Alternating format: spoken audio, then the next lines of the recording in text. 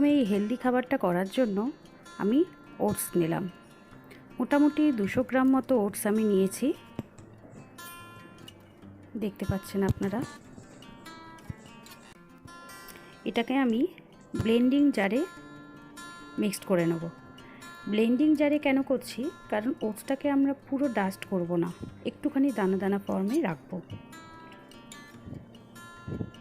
খুব সুন্দরভাবে জিনিসটা ব্লেন্ড হয়ে যাচ্ছে।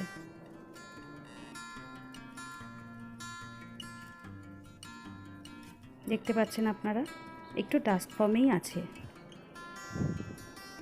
এবার এর সঙ্গে আমরা কিছু ড্রাই ফ্রুট অ্যাড করব জিনিসটাকে আরও হেলদি করার জন্য। কিছু খেজুর নিয়েছি, কাজু নিয়েছি, আমন্ড নিয়েছি, আর কিশমিশ নিয়েছি, গোল্ডেন রেজিন নিয়েছি। এবং এটার সঙ্গে আমি 2টো ডিম আবার ব্লেন্ড করে নেব।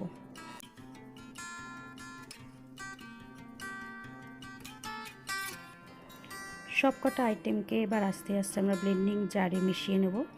প্রথমে 2টো ডিম ফাটিয়ে এর মধ্যে দিলাম।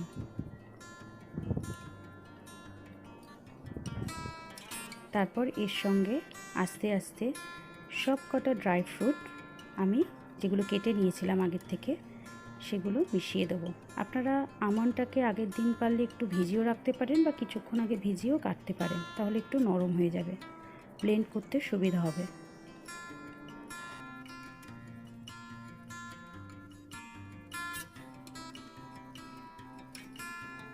খুব সামান্য পরিমাণে এর মধ্যে আমি ময়দা অ্যাড করেছি, খুবই সামান্য।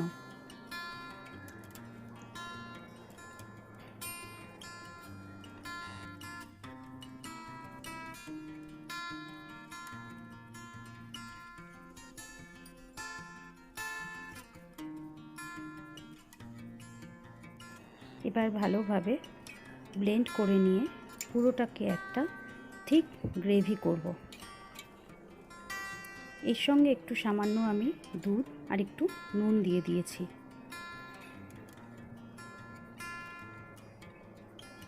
যাতে মিক্সিংটা আর একটু ভালো হয়।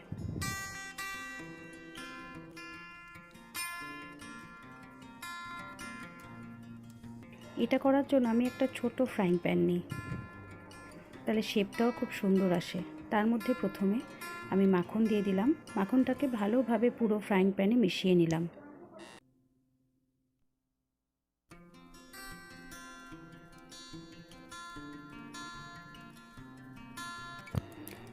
এবার ফ্রাইং প্যানের মধ্যে আমি যে ব্যাটারটা তৈরি করেছিলাম ওটস আর ড্রাই ফ্রুট দিয়ে, সেটা দিয়ে দিলাম এবং নাড়িয়ে পুরো স্মুথ করে নিলাম ওপরটা। দেখতে পাচ্ছেন রাউন্ড শেপ এবং কি সুন্দর একটা শেপ হয়েছে। এবার সেটাকে আমি কভার করে দিলাম। একদম লো ফ্লেমে এই পুরো রান্নাটা হবে। কিছুক্ষণ পরে ঢাকনাটা খুলে দেখব আমরা সেটা ওপরটা হয়েছে কিনা, এবং সেটা সাইড দিয়ে যখন দেখবেন যে উঠে যাচ্ছে অটোমেটিক, তখনই বুঝবেন জিনিসটা হয়ে গেছে একটা সাইড। এবার আস্তে আস্তে যখন দেখতে পাচ্ছেন যে এখন একটুখানি কাঁচা আছে, তাই কিছুক্ষণ টাইম নিয়ে আমরা আবার সেটাকে উল্টে দেব। এবার হয়ে গেছে একটা সাইড, সেটাকে উল্টে দিয়ে পরের পার্টটা আমি আবার উল্টে ঢাকা দিয়ে দেবো।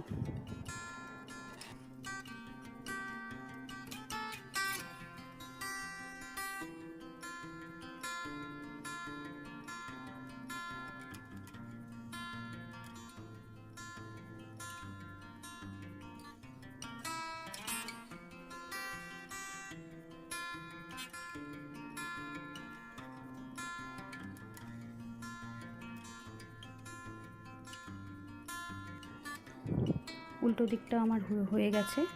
এবার আমি সেটাকে প্লেটে ঢেকে নেব। দুটো সাইডই আমার পুরোপুরি হয়ে গেছে। এবার আমি পিৎজা কাটার দিয়ে এটাকে 4 ভাগে ভাগ করে নেব খাওয়ার সুবিধার জন্য।